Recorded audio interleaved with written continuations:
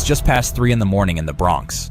Laughter and music spill from a crowded nightclub until, suddenly, the world ignites. Smoke thickens, screams pierce the air, and lives are changed forever.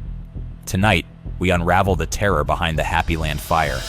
Happyland was a small, dimly lit club tucked above an auto parts store on Southern Boulevard, a hidden refuge for the local Honduran community.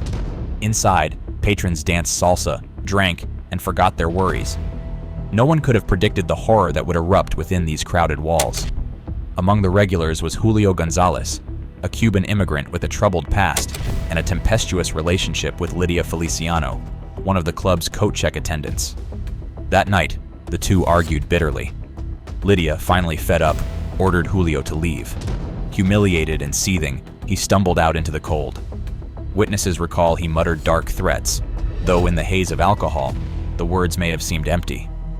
But outside, Julio's anger festered. He wandered to a nearby gas station and filled a plastic container.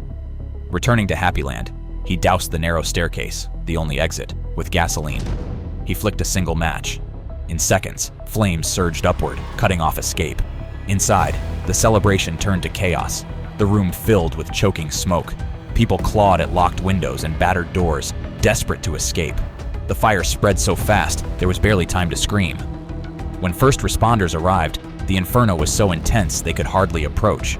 Firefighters broke through barricaded windows, pulling lifeless bodies from the suffocating darkness. The city awoke to news of unimaginable tragedy. 87 people, sons, daughters, parents were gone in an instant. The public reeled. How could one small club claim so many lives? Rumors swirled. Was it a gang hit, an accident, or something more sinister? Investigators scoured the scene. Survivors described the locked doors, the blocked staircase, the single way in and out. Police tracked down Lydia, shattered and reeling. She told them about Julio's threats. Within hours, detectives found Julio Gonzalez, his clothes still smelling of smoke. As the sun rose, New York City faced its deadliest fire since the Triangle Shirtwaist tragedy.